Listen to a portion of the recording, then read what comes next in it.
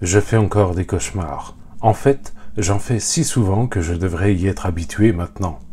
Mais non, personne ne s'habitue vraiment aux cauchemars. Pendant un moment, j'ai essayé tous les médocs imaginables. Tout ce qui pouvait maîtriser la peur. Excédrine, mélatonine, L-tryptophane, Valium, Vicodine.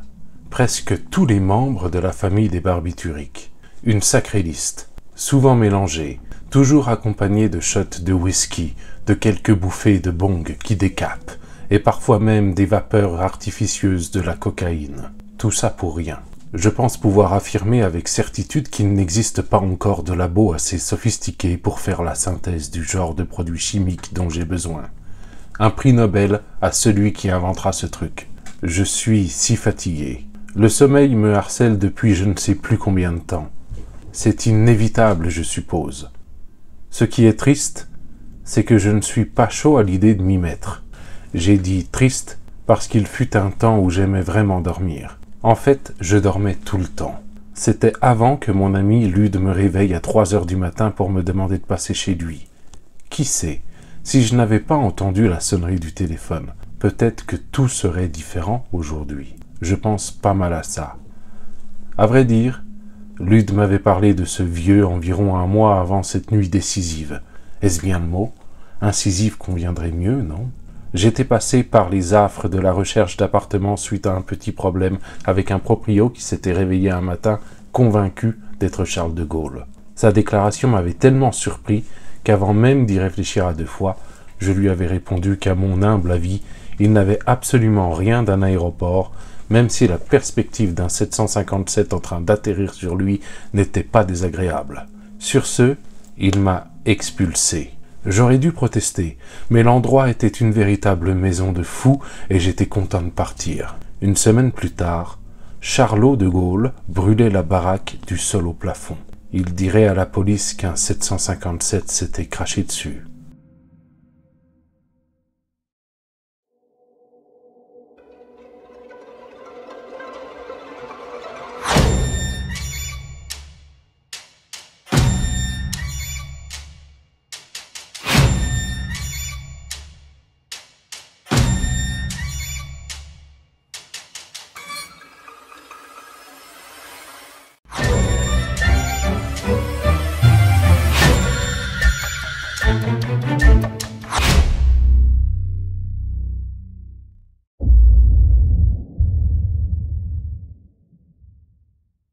Bonjour, bienvenue par ici, merci à toi de passer dans le coin.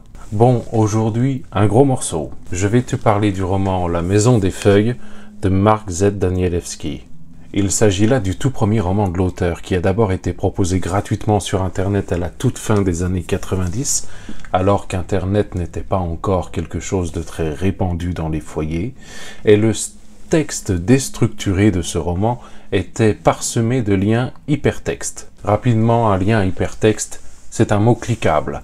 Le meilleur exemple que je puisse trouver, c'est sur Wikipédia, où tu as énormément de mots qui sont cliquables et qui te mènent vers la page de l'article qu'il concerne. La Maison des Feuilles en papier est parue en l'an 2000 pour sa version originale, puis en l'an 2002 aux éditions de Noël pour la version française. Traduction signée par Christophe Claro, plus connu sous le simple pseudonyme de Claro. Depuis 2022, les éditions de Monsieur Toussaint Louverture en proposent une version remasterisée couleur.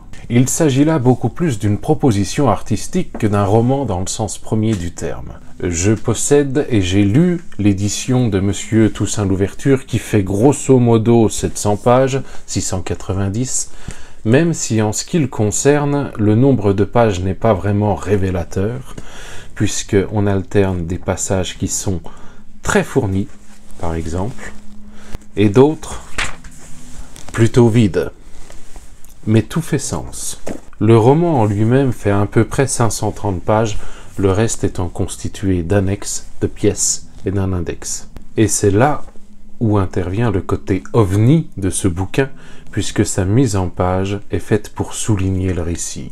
Une mise en page complètement déstructurée, qui se lit dans un sens, puis dans l'autre, ou pourquoi pas même de côté, voire même parfois dans les coins.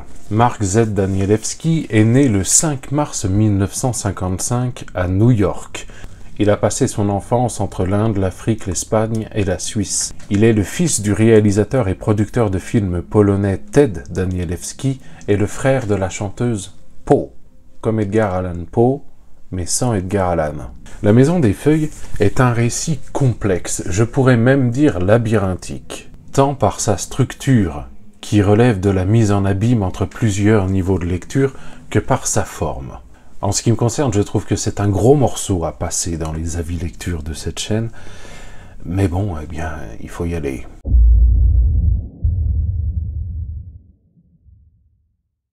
Johnny Errand est un camé.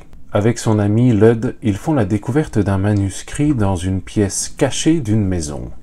Il s'agit là du manuscrit de Zampano, un vieillard aveugle récemment décédé qui semblait obsédé par un film, le Navidson Record. Le manuscrit que Johnny et son ami découvrent est en réalité une thèse universitaire écrite par Zampano lui-même à propos de ce film. Dans ce film, plusieurs protagonistes, Will Navidson et sa femme Karen, qui viennent d'emménager avec leurs enfants dans une nouvelle maison en Virginie. Évidemment, la perspective d'une vie à la campagne réjouit tout le monde.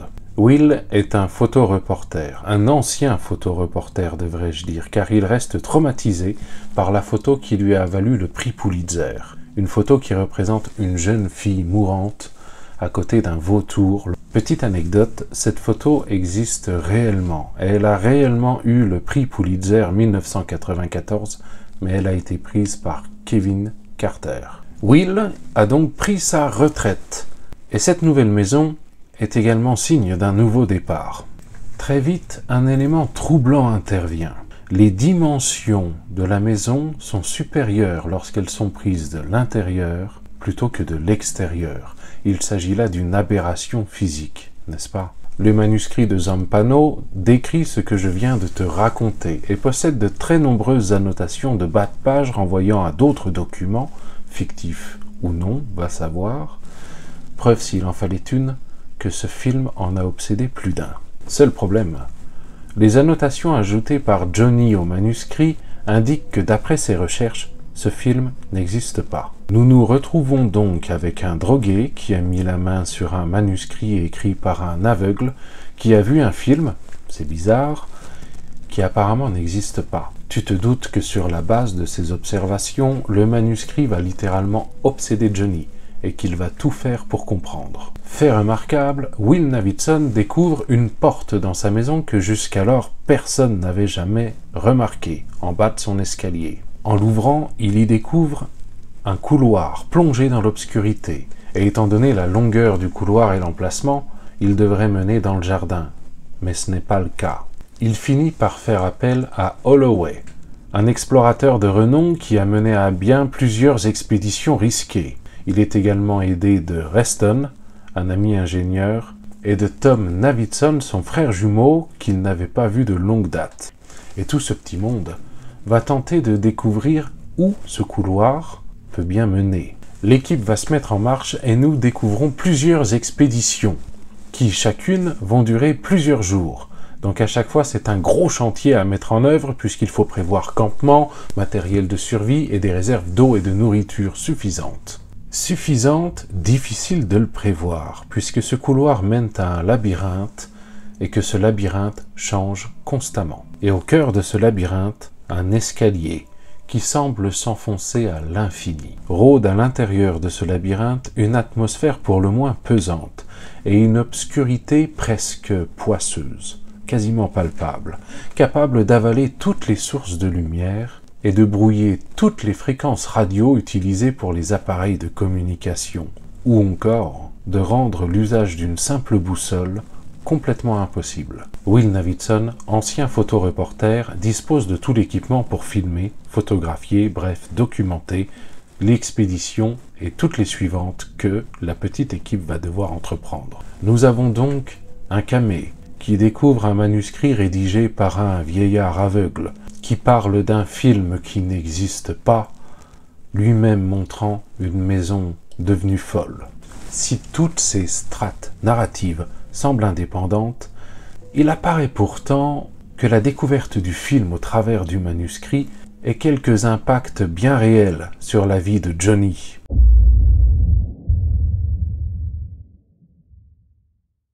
Ce n'est pas évident déjà d'en avoir fait un résumé de cette histoire, mais pour donner mon avis, il va falloir aussi quelques adaptations. Parce que ce n'est pas un livre ordinaire, c'est une proposition artistique, donc il faut que j'en parle comme telle. Une proposition artistique, oui, mais c'est aussi une histoire publiée sous forme de livre, trouvable dans n'importe quelle librairie. Il a vocation à être acheté, et à ce titre, à être lu, puis apprécié ou pas, par des gens comme toi et moi. Il y a plusieurs strates dans ce récit. Tu as tout d'abord Johnny, un drogué à la vie décousue, obsédé par le sexe et l'alcool, qui travaille à l'accueil d'un salon de tatouage où il passe ses journées à préparer les aiguilles et à remplir des petites fioles d'encre. Ensuite, tu as Zampano, qui est un vieillard aveugle, qui visiblement a passé ces dernières années à rédiger cette thèse sur le film, le Navidson Record. On en connaît assez peu sur sa vie, si ce n'est qu'il vivait très reclus, ne sortait quasiment jamais, si ce n'est pour prendre l'air dans son jardin, entouré de plusieurs dizaines de chats. On sait néanmoins qu'il a fait appel à plusieurs personnes pour l'aider à rédiger ce manuscrit, des gens que Johnny va d'ailleurs rencontrer. Et enfin, strate au sommet, tu as la famille Navidson, dont toute l'action prend place dans le film, le Navidson Record. Si toutes ces strates sont bien séparées, à plusieurs endroits elles vont se mélanger. Ce qui t'est proposé avec la Maison des Feuilles, c'est en réalité la lecture du manuscrit de Zampano, annoté en bas de page par Johnny Herand et Zampano qui te parle du film. Ce livre est donc l'étage du milieu, et par ses annotations tu accèdes à l'étage inférieur, et par ce qu'il décrit, tu accèdes à l'étage supérieur. Je ne peux pas réellement te parler de la plume de Danielewski, puisqu'en réalité, à travers ce livre, il te pose un 3 en 1. Il est très universitaire quand c'est Zampano qui écrit. Il est très autobiographique lorsque c'est Johnny qui écrit. Johnny qui d'ailleurs n'hésite pas à faire de longues tirades pour raconter sa vie, ses errances, et parfois même ses délires. Il y a plusieurs passages dans le texte où tu te dis mais le mec il est ailleurs, véritablement. Subsiste la grande question, qu'est-ce qui est vrai? Et là je n'ai aucune réponse. Ce que l'on sait, c'est que Zampano a pondu une thèse universitaire de 600 pages sur un film qui n'existe pas, mais qui n'existe pas selon les recherches faites par un drogué, donc ce n'est pas non plus la source d'information la plus fiable. Le récit est parsemé de notes de bas de page qui te renvoient vers des ouvrages fictifs, parfois avec des auteurs réels, et si tu regardes attentivement, les titres de ces ouvrages sont parfois annonciateurs de ce qu'il va se passer pour la famille Navidson.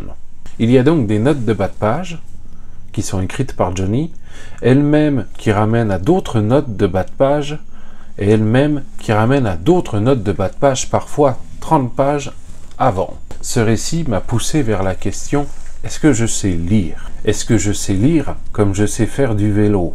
Parce que pour lire La Maison des Feuilles, il ne faut pas savoir lire comme on fait du vélo, mais il faut savoir lire comme on joue d'un instrument. J'entends par là que quand tu apprends à faire du vélo, finalement, tu sais faire de tous les vélos du monde. Par contre, quand tu apprends à jouer d'un instrument, tu ne sais jouer que de cet instrument. Eh bien, ce livre, c'est un peu ça.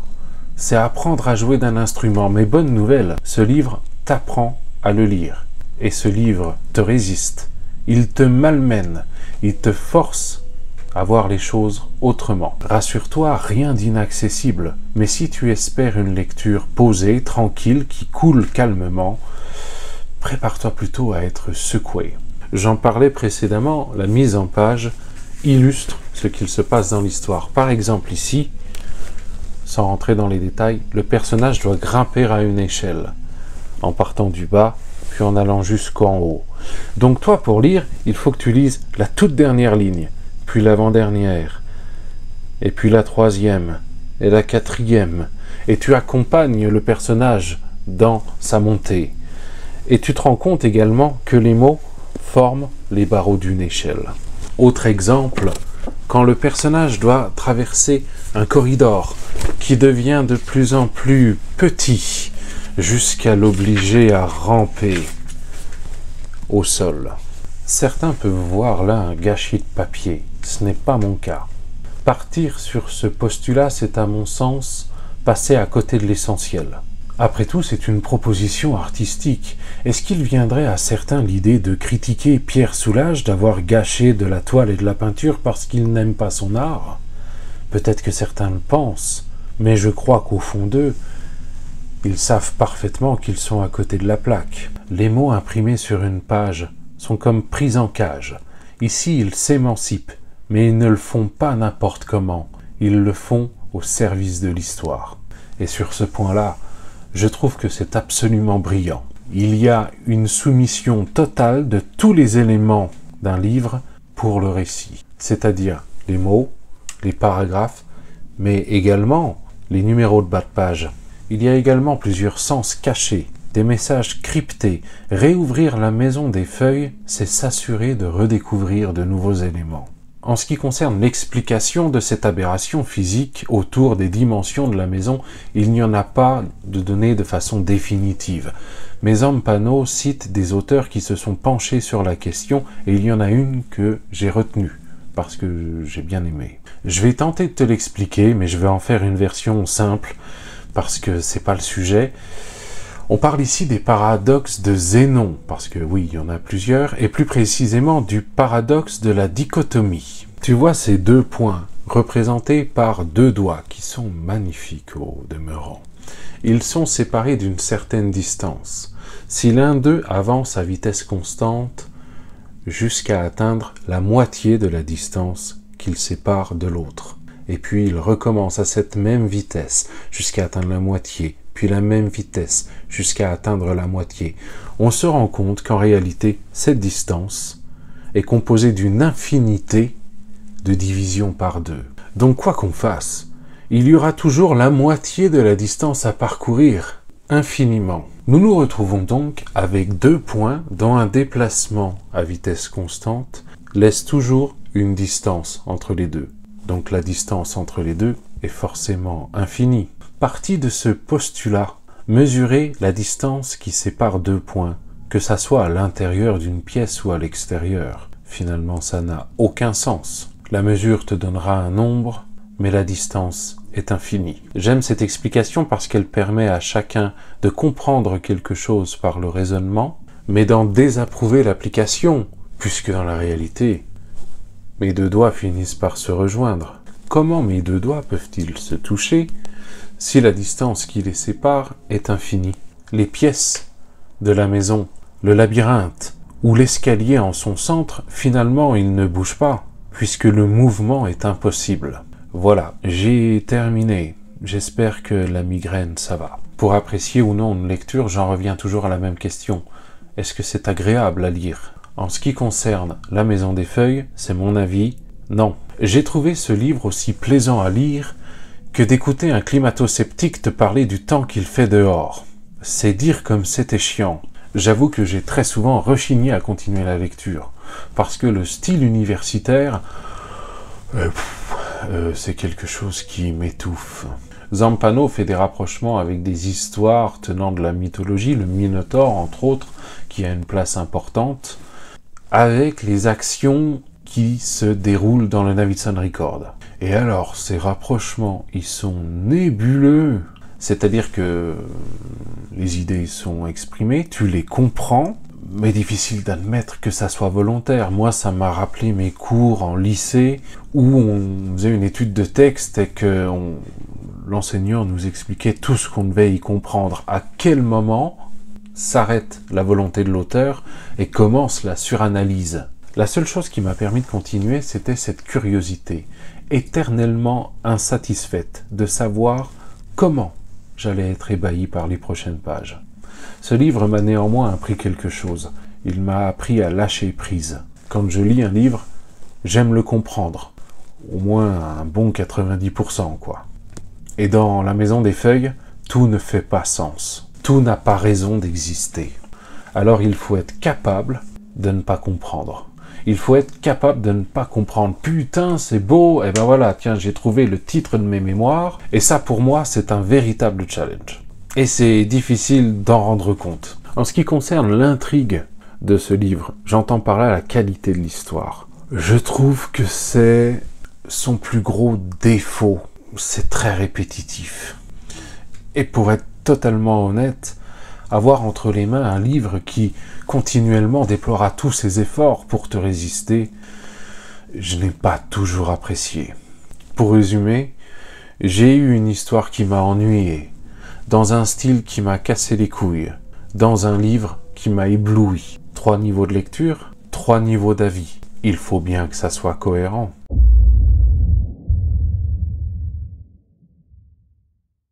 Pour terminer, est-ce que je te conseille La Maison des Feuilles de Mark Z. Danielewski aux éditions de Monsieur Toussaint Louverture ou aux éditions de Noël si tu as envie de payer ce bouquin 4 fois son prix sur Vinted? Après tout, t'es libre d'être un pigeon. Eh bien, ça n'aurait aucun sens de le conseiller ou pas. Pour savoir si tu aimes, il faut essayer. Et je me rends compte qu'il y a une comparaison très grivoise avec ce que je viens juste de te dire, comparaison que je t'épargne pour l'instant, pour cette fois. Je ne garantirai pas pour les prochaines. En tout cas, si tu le lis, une fois que tu l'auras achevé, je te conseille d'aller sur Internet pour te rendre compte des nombreux mystères résolus et non résolus, les nombreux sens cachés, les nombreux mots cachés qui sont parsemés tout au long de ces pages. Et je suis pour ma part absolument admiratif du travail fourni par Claro pour l'adaptation française. C'est absolument dément d'adapter une œuvre pareille en français. Il est inconcevable, à mon sens, que Claro n'éprouve pas un amour passionnel pour son métier. Et je suis dans une immense admiration du travail fourni pour cette œuvre. Et également le travail éditorial de la maison Monsieur Toussaint Louverture, qui est absolument remarquable. Et avec La Maison des Feuilles, c'est évidemment un projet hors norme, un véritable challenge de proposer ça dans toutes les librairies. Et à la vue du résultat, challenge accompli. Même si je n'ai pas tout accepté, même si je n'ai pas tout apprécié, j'ai quand même l'impression d'avoir dans les mains quelque chose de précieux. Bon, voilà un gros morceau de passé. Ce qui va me permettre de me concentrer un peu plus sur le challenge à vos livres qui a commencé jeudi dernier. Si tu as lu La Maison des Feuilles de Mark Z. Danielewski, ton avis m'intéresse, tu peux l'écrire dans les commentaires. Ils sont là pour ça. Et ils sont également là pour partager autour de tout ce qu'il te fera plaisir de partager. Simple rappel, sur cette chaîne, il y a un challenge en cours. Si tu veux nous rejoindre, il n'est pas encore trop tard. Tu peux le faire. Le lien pour toutes les informations est dans la description de cette vidéo. Je ne peux pas te révéler quel sera le prochain avis lecture. Je ne peux pas te révéler quel sera le prochain avis lecture. Ou peut-être, si tu es sage, je te laisserai un indice. En attendant la prochaine fois, je te souhaite une bonne soirée. Bye.